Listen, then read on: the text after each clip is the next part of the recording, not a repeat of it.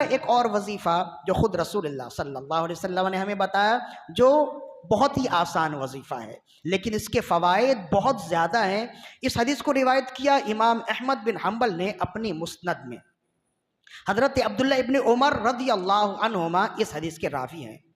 عن ابن عمر رضی اللہ عنہما ان رسول اللہ صلی اللہ علیہ وسلم قال، ابن عمر رضی اللہ عنہما فرماتے ہیں کہ رسول اللہ صلی اللہ علیہ وآلہ وسلم نے ارشاد فرمایا، ان نوحا علیہ السلام لما حضرته الوفات دعا ابنئی وقال، حضرت نوح علی نبینا وعلیہ الصلاۃ والسلام کے وصال کا، دنیا سے جانے کا وقت جب قریب آیا تو آپ نے اپنے دونوں بیٹوں کو اپنے پاس بلایا اور وصیت فرمائی۔ وقال، اور فرمایا، انی آمرکما باثنین وانہاکما عن الاثنین، پیارے بیٹو میں تمہیں دو کاموں کے کرنے کا حکم دیتا ہوں اور دو کاموں کو چھوڑ دینے کا حکم دیتا ہوں۔ یہ میری وصیت ہے کہ تم زندگی بھر دو کام ہمیشہ کرتے رہنا اور زندگی بھر دو کاموں سے ہمیشہ بچ کے رہنا۔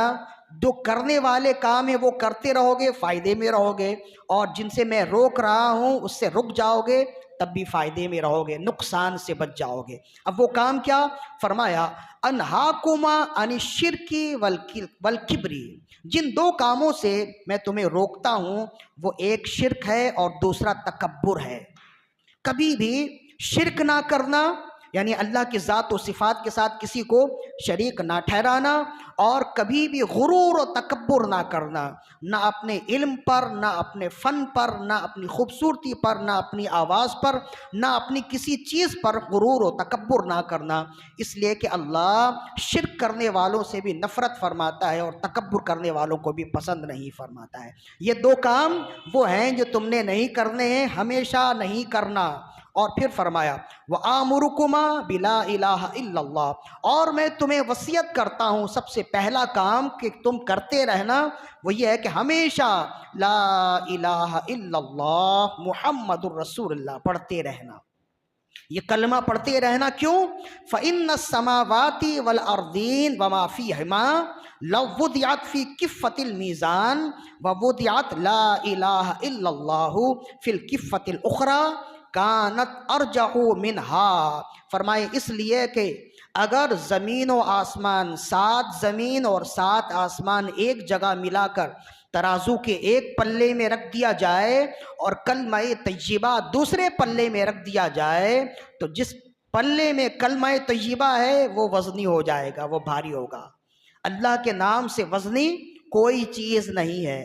فرمایا ایک، اور دوسری اس کی اہمیت یہ ہے کہ لو ان السماوات والارضین وما فیہن، اگر زمین اور آسمان اور زمین و آسمان میں جتنی مخلوقات ہیں سب مل جائیں، کانت حلقۃ جماعا، اور وہ سب کا سب تمہاری زندگی میں حلقہ بنا لیں، تمہیں زندگی سے باہر نکلنے نہ دیں، تمہاری زندگی کو تنگ کر دیں، فَوُضِعَتْ لَا إِلَٰهَ إِلَّا اللَّهُ عَلَيْهَا لَقَسَمَتْهَا، تو اگر اس حلقے پر لا الہ الا اللہ رکھ دیا جائے وہ حلقہ ٹوٹ جائے گا۔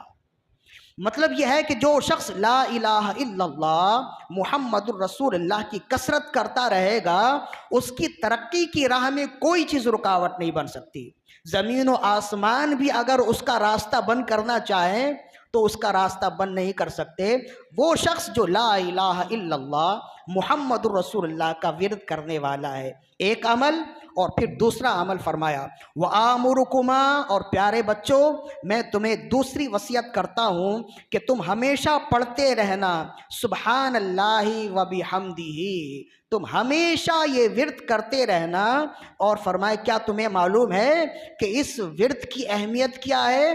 فرمائے تم نے تو یہ سنا ہے نا، قرآن مجید میں بھی ہے کہ زمین و آسمان کی ہر چیز اللہ کی نماز پڑھتی ہے، ہر چیز اللہ کی عبادت کرتی ہے۔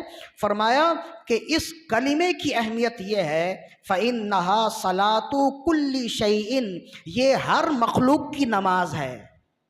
اس کلمے کی اہمیت یہ ہے کہ یہ ہر مخلوق کی نماز ہے، وَبِهَا يُرْزَقُ كُلُّ شَيْءٍ، اور اسی کلمہ کے صدقے میں زمین و آسمان کی تمام مخلوق کو اللہ روزی عطا فرماتا ہے۔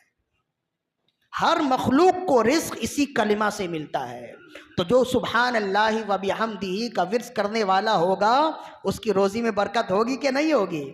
اس لیے کہ زمین و آسمان کی تمام مخلوقات کو اللہ روزی اسی کلمے کے بدلے میں دیتا ہے۔